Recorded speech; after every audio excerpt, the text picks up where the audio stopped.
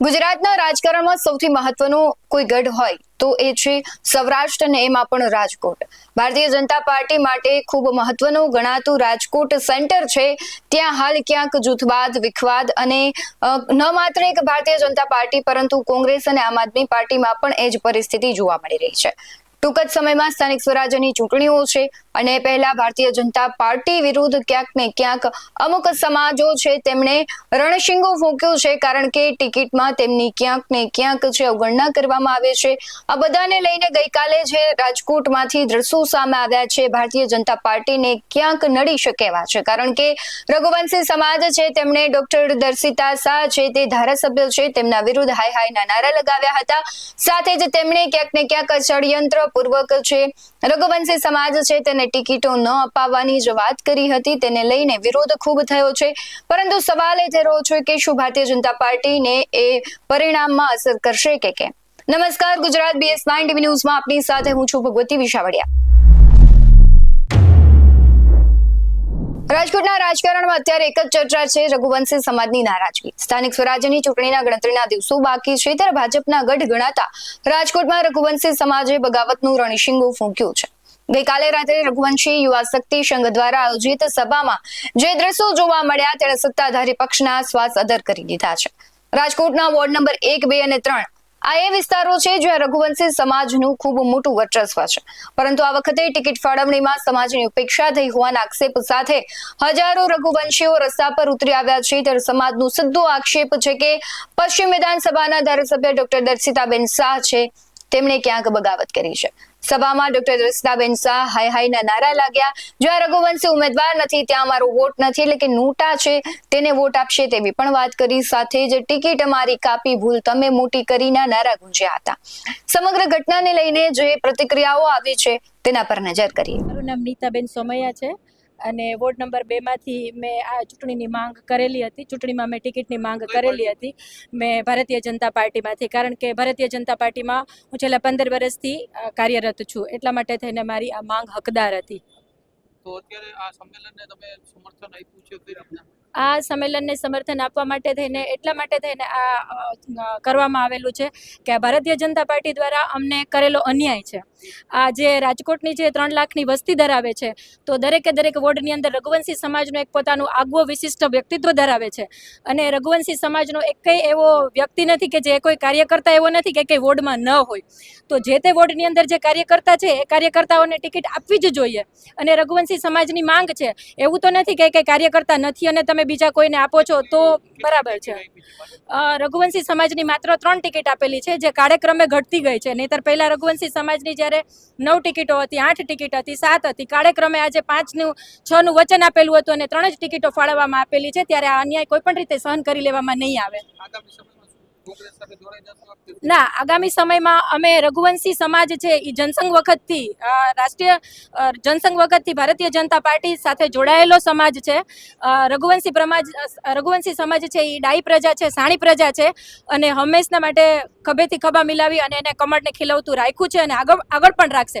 પણ અમારી જે માંગ છે એ જે અત્યારે સ્થાનિક નેતાઓએ જે કરેલો અન્યાય છે એની સામે છે અને એની જે સિસ્ટમ છે, એની જે કાર્ય કરવાની પદ્ધતિ છે અને જે ફાઇનાન્શિયલી સ્ટેટસ કેવું છે એ જોઈ અને જોઈ એ હવે ટિકિટ જે થવાનું હતું એ થઈ ગયું. આગામી સમયમાં શું માંગ? આગામી સમયની અંદર 2027ની ધારાસભાની ચૂંટણી આવે જ છે. ત્યારે આજે રઘુવંશી સમાજની તે ખાલી હજી અમારી 2 દિવસની અમારી આ જાહેરાત છે.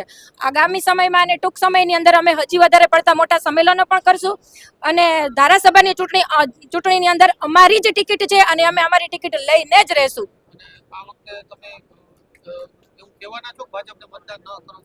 ભાજપને મતદાન ન કરીએ એવી રીતે ચોક્કસ અમારા સમાજની સાથે વાતચીત કરી અને આગળનો નિર્ણય અમે તમને જણાવશું. રઘુવંશી યુવા શક્તિ સંઘના ગુજરાત પ્રદેશ અધ્યક્ષ. આજનો કાર્યક્રમ છે ભાજપની વિરોધની અંદર આ સંમેલનનું આયોજન કરવામાં આવ્યું છે. શું કારણ છે અને આગામી સમયમાં શું કામગીરી કરવામાં આવશે? આ રઘુવંશી સ્વાભિમાન સંમેલન સ્થાનિક સ્વરાજની જે ચૂંટણી આવી રહી છે તેમાં રઘુવંશી સમાજના ઉમેદવારોની જે ટિકિટ ફાળવણીમાં જે ઉપેક્ષા કરવામાં આવેલ છે તેના વિરુદ્ધની અંદર આ સ્વાભિમાન સંમેલનનું આયોજન કરવામાં આવેલ છે. અને દર વખતે ભારતીય જનતા પાર્ટીની રઘુવંશી સમાજના કાર્યકરો તન મન ધનથી સહયોગ કરતા હોય છે અને વારંવાર દર ટર્મના અમને અલગ અલગ કમિટમેન્ટો આપવામાં આવતા હોય છે અને દર વખતે કમિટમેન્ટ ઉપર ભારતીય જનતા પાર્ટી ખડી ઉપરતી નથી. આ વખતે પણ અમારા વોર્ડ નંબર 1, 2, 3 જે અમારા રઘુવંશી સમાજનો ગઢ ગણાય તેની અંદર 100% અમારી ટિકિટ નક્કી હતી, પણ અંતિમ ઘડીએ ધારાસભ્ય શ્રી ડોક્ટર દર્શિતાબેન શાહના અંગત કાવા દાવાના હિસાબે અમારી ટિકિટ રદ કરવામાં આવેલ છે. અને તે આ સમગ્ર રઘુવંશી સમાજની અત્યારે લાગણી દુભાણી છે ને તે આપ સૌ જોવો તો બહોળી સંખ્યામાં રઘુવંશી સમાજ ઉપસ્થિત રહ્યા છે અને 100% અમે આ વખતે ભારતીય જનતા પાર્ટીના વિરુદ્ધ મતદાન કરવા જઈ રહ્યા છીએ. કોને મત આપશો? કોંગ્રેસને આપશો? અમે કોઈ ચોક્કસ પાર્ટીને મત આપવા માટેનો કોઈ નિર્ણય નથી લીધેલો, પણ રઘુવંશી સમાજ એટલું નિર્ણય લીધેલ છે કે અમે આ વખતે ભારતીય જનતા પાર્ટીને તો મત નહીં જ આપીએ. જો તમારે ભારતીય જનતા પાર્ટીને ડેમેજ કરવું હોય તો તમારે કોઈ એક પક્ષને તો નહીં, અમારો રઘુવંશી સમાજ વર્ષોથી ભારતીય જનતા પાર્ટીની વિચારધારા સાથે સંકળાયેલો છે. સનાતન ધર્મ છે, એમાં અમારો રઘુવંશી સમાજ ખૂબ જ મોટી વિશાળ સંખ્યામાં રાજકોટમાં રહે છે અને અમે ભારતીય જનતા પાર્ટીની વિચારધારાને ફોલો કરીએ છીએ. અમે અહીંયા સ્થાનિક નેતાઓ છે અત્યારે અમે એના વિરુદ્ધમાં જઈ રહ્યા છીએ, એટલે કદાચ બની શકે અમે વધારે પડતા નોટામાં મતદાન કરીએ. કુલ કેટલી રઘુવંશી સમાજની વસ્તી છે રાજકોટમાં ને કેટલી ટિકિટ મળી છે? રાજકોટમાં અત્યારે હાલ 2.5 લાખથી પણ વધુ રઘુવંશી સમાજની વસ્તી અહીંયા ધરાવે છે અને અત્યારે અમે જોઈએ તો વોર્ડ નંબર 7, 9, 10 એમ કુલ 3 ટિકિટ ફાળવવામાં આવી છે અને 3 ટિકિટ મહિલા ઉમેદવારોને ફાળવવામાં આવેલ છે. આમાં પણ બહુ મોટું રાજકારણ છે કે મેયર પદ આ વખતે જનરલ પુરુષ માટે અનામત છે. એટલે આ જો આ વખતે અમારો રઘુવંશી સમાજનો પુરુષ ઉમેદવાર હોત, એ ધારો કે કોઈ પણ વોર્ડમાં હોત તો આ 100% આ વખતે મેયર રઘુવંશ સમાજનો બનાવવો પડે એવી સ્થિતિ હતી. અને આગામી દિવસોમાં 2027ની જો વિધાનસભાની ચૂંટણી આવી રહી છે એમાં 100% રઘુવંશી સમાજનો ધારાસભ્ય હશે તેવી અમે માંગણી ખૂબ જ મોટી વિશાળ સંખ્યામાં સંમેલનમાં કરવાના છીએ. તમે એવું માનો છો કે મહિલાઓને આપી જગ્યાએ પુરુષને આપી હોત તો આ સંતોષ ન હોત? ના, એવું નથી. અમારી જે રઘુવંશ સમાજની જે વસ્તી છે તે મુજબ અમને ટિકિટ જોઈએ છે. ઓછામાં ઓછી અમે માંગણી કરેલી છે 6 ટિકિટોની, એમાંથી 3 ટિકિટ જ ફાળવવામાં આવેલ છે. મામલો માત્ર નારાજગી પૂરતો સીમિત નથી રહ્યો. સભામાં ઉપસ્થિત હજારો લોકોએ ભગવાન શ્રી રામચંદ્રજી અને સંત જલારામ બાપાના સોગંદ ખાઈને શપથ પત્રિકા વાંચી હતી. આ શપથમાં સ્પષ્ટ કહેવાયું છે કે જ્યાં રઘુવંશી ઉમેદવાર નથી ત્યાં ભાજપને બદલે નોટા દબાવવામાં આવશે. રાજકોટમાં રઘુવંશી સમાજની આશરે 2.5 લાખની વસ્તી છે. પ્રભારી કુલદીપ રઘુવંશીએ સવાલ ઉઠાવ્યો છે કે શું માત્ર 3 મહિલા પ્રતિનિધિઓ આટલા મોટા સમાજ માટે પૂરતી છે?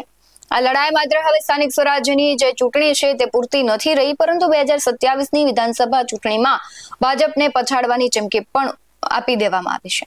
સવાલ એ થઈ રહ્યા છે કે શું રઘુવંશી સમાજની નારાજગી ભાજપના વિજય રથને રોકશે? શું ડોક્ટર દર્શિતાબેન શાહ સામેનો આક્રોશ છે ભાજપને નુકસાન પહોંચાડશે? રાજકોટના રાજકારણમાં આવેલું આ તોફાન હવે શું વળાંક લેશે તે તો મતદાનના દિવસે જ ખબર પડશે, પરંતુ ભારતીય જનતા પાર્ટી માટે અને ડોક્ટર દર્શિતાબેન શાહ સામેનો જે રોષ છે એ ક્યાંક પરિણામોમાં ફેરબદલ કરી શકે તેવી સંભાવનાઓ છે. પરંતુ ભારતીય જનતા પાર્ટી પણ પોતાની શિસ્તતા અને પોતાની એક કહેવાય કે આખી રણનીતિ માટે ક્યાંક ને ક્યાંક પ્રચલિત છે. એટલે મતદાન પહેલા એવો ખેલ પાડી દેશે કે રઘુવંશી સમાજ છે તેની નારાજગી છે તે પરિવર્તન થઈ જાય અને ફરી એક વખત ભારતીય જનતા પાર્ટીનો જે એક મોટી વોટ બેંક છે તે બની અને મતદાન કરે. હવે જોવું રહ્યું કે ભારતીય જનતા પાર્ટી કઈ નવી સ્ટ્રેટેજી અપનાવે છે. બાકી જો નારાજગી આવી રહેશે રઘુવંશી સમાજની તો ક્યાંક ભારતીય જનતા પાર્ટીને મોટું ફટકું પણ પડી શકે છે. તમારું શું માનવું છે કમેન્ટમાં જરૂરથી જણાવજો. બાકી આવા જ વધુ અહેવાલો સાથે ફરી મળતા રહીશું. તમે અમારી યુટ્યુબ ચેનલને સબસ્ક્રાઇબ કરવાનું અને ફેસબુક અને ઇન્સ્ટાગ્રામ પર ફોલો કરવાનું ભૂલશો નહીં. બાકી નવી અપડેટ્સ મેળવવા માટે આપ જોતા રહો BS9 TV ન્યૂઝ. નમસ્કાર.